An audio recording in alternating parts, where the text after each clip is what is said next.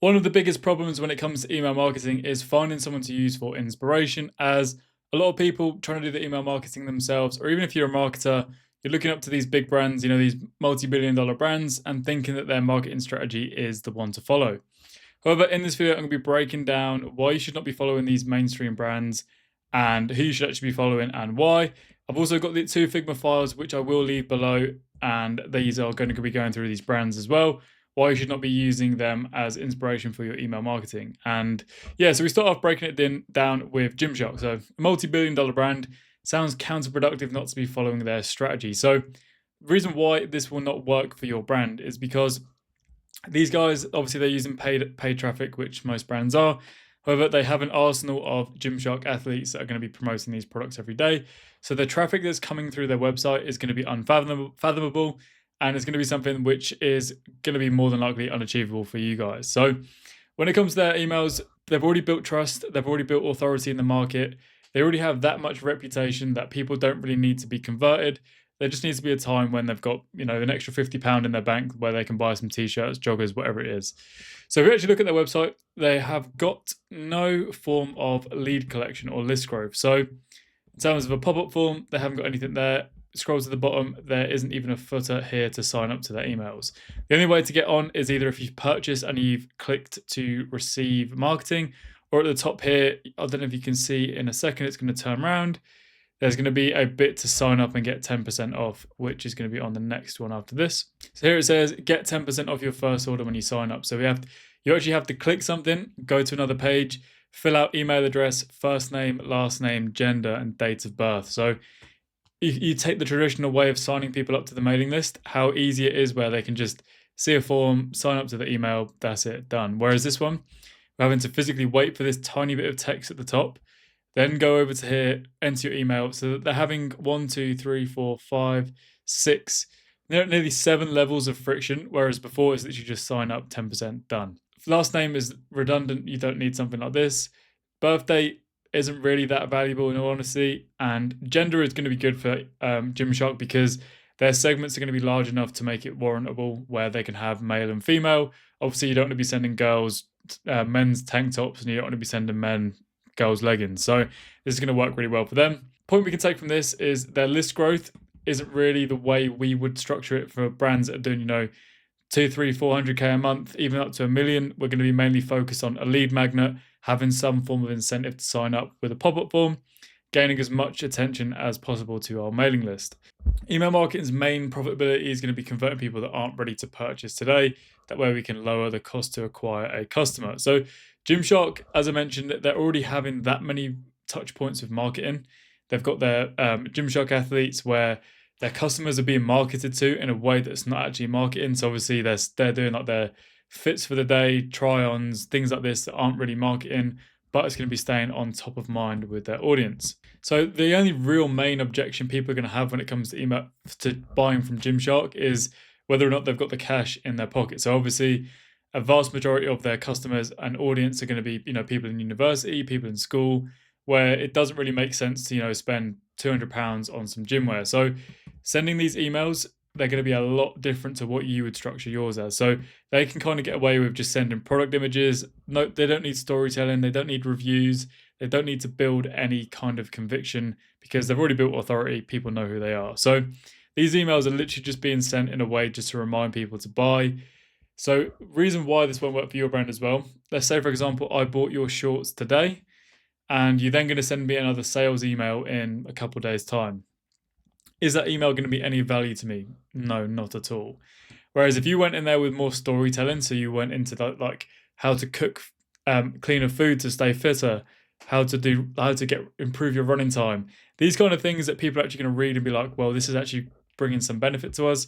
So this is going to definitely keep their audience engaged and on email. Also, their designs are very, very lazy. They're all templated, these kind of like Canva style emails, which they kind of involve no level of design, no level of storytelling. So we can see they just have a header, a little bit of copy, which doesn't really go into too much level of storytelling.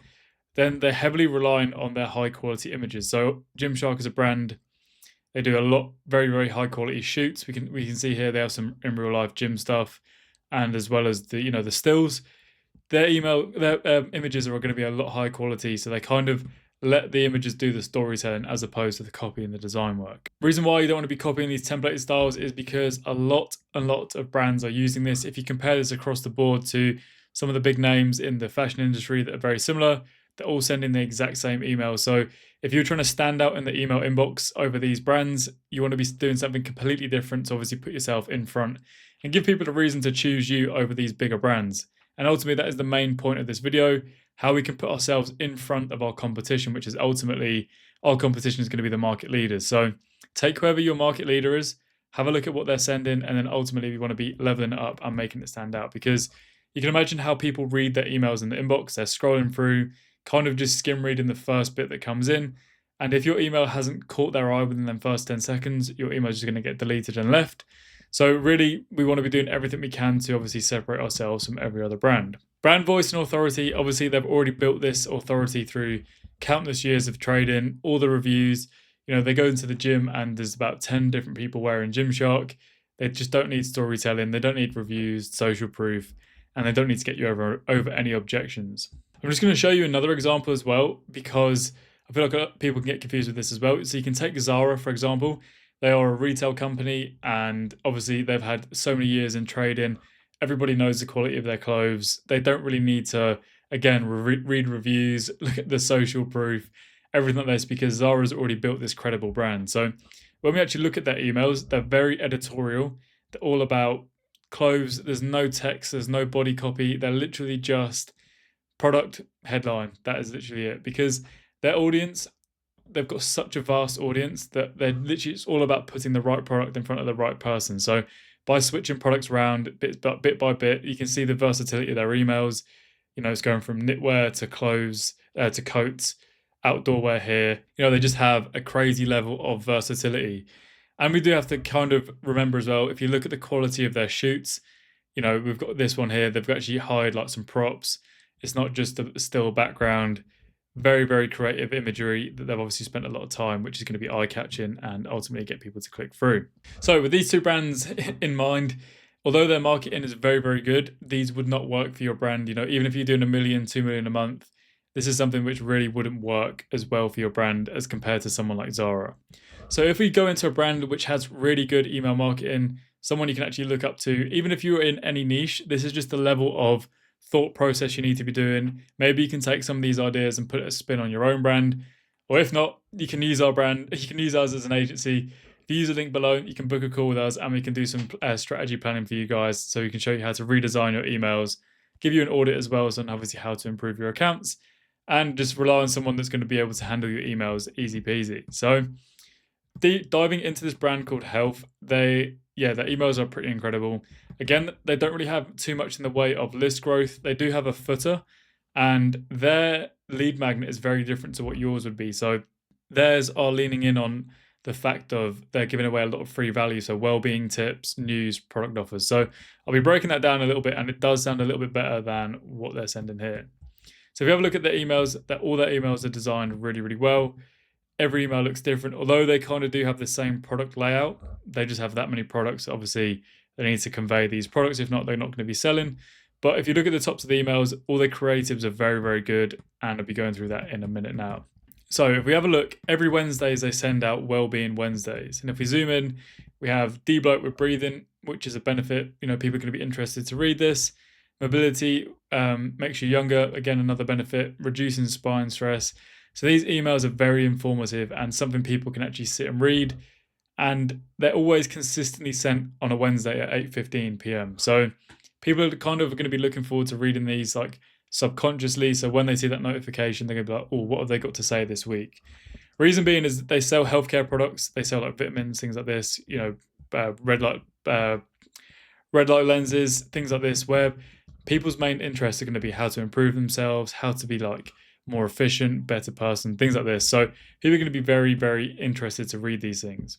Benefits this has, you're obviously going to be staying top of mind. So when they actually do send an email out for sale based, if they've got something that's going to be interested in, they're going to obviously be more than likely to convert. They also use something very similar to Gymshark as well. They use influential people. So obviously Gymshark uses influencers. As we can see here, these are some influencers in the UK. Gymshark uses Health uses these influential people to kind of piggyback on the way of pushing their product. So we can see here Andrew Huberman's message, and then they're kind of promoting a product which relates to what Andrew Huberman's been saying. So obviously it kind of has that level of social proof and validity there. Sales emails, we won't jump in too much into this, but this is a major one here. So they have text-based, like founder-led or director-led emails. So this one here is head of brand, and obviously he's written like some email to obviously the customers. This really does have a good kind of pattern interrupt where people aren't expecting it. Looks personalized, and then obviously we have the call to action buttons in here as well for people to click through onto the website. I'm not going to read too much into this, but kind of the design, unique designs. It's not templated, it's all fresh. They're obviously doing like a nice mixture of creatives. They're not repeating themselves and things like this. They do actually use GIFs on some of their emails, which I do think are good. However, you do want to use these sparingly as they can affect load time. So if your customers are on the go, Wi-Fi could be slow, they might not have coverage. So these emails might not load in, so people could just click it, and obviously if it doesn't load, they're going to be clicking off onto the next one. Layouts are nice and clean, nice and easy, and again, kind of lean in from the design. Yeah, so this is another good point. So the layout is very clean, is very focused on the value. So they're not really using ChatGPT content, which a lot of brands are using. It's becoming easier and easier to spot when someone does. Don't ask me how, you can just kind of spot it. So these emails are always going to be performing a lot better. They also have a lot of touch points as well in their emails. So we can see here, breathe in balance, show me how, anti-anxiety postures. They always have multiple touch points where someone can click and interact on their website. When we compare to Gymshark, all it is shop now, shop now, shop now, shop now, shop, shop, shop. Yeah, although they have multiple touch points, it's just very, very boring. Designs are frictionless, so we have no silly headers, no buttons at the top here. So all these buttons here, women, men's, new releases. Health is just very simple, clean emails, no distractions, straight to the point. So this is how Health are combating the authority position. So with them sending that much free value, they're already putting themselves as the place of authority, because giving away that much value, that puts to the people that they understand what they're talking about. They understand what their products do for starters. So the benefits are all going to be there clear as day. So they're kind of automatically pushing themselves in a place of authority. Whereas Gymshark have built that, they're already there. Health are kind of pushing themselves. So this is how you should be reiterating this for your brand. You should be making yourself feel, reiterating it for your brand to put yourself in a position of authority. You're actually putting yourself in front of your audience in order to get yourself there. It's kind of a breakdown of these two brands' emails, and obviously how the mainstream brands aren't going to be competing with yours. And then we should be using brands like Health in terms of campaign ideation. So really do focus in on like giving away free value, the testimonials, the reviews, things like this, which are really going to separate you from what your main competitors are doing. As I mentioned, these are going to be linked below, these two documents. Feel free to check them out. Also in the link below is going to be a link to my website where you can claim yourself a free audit. So no matter what stage you're at with your brand, even if you're doing 20, 30K a month, we can give you a free audit and kind of marketing plan on how you should be structuring your emails in a way to get ahead of your competitors. So thank you for watching. Feel free to drop a like and subscribe, and we'll catch you in the next video.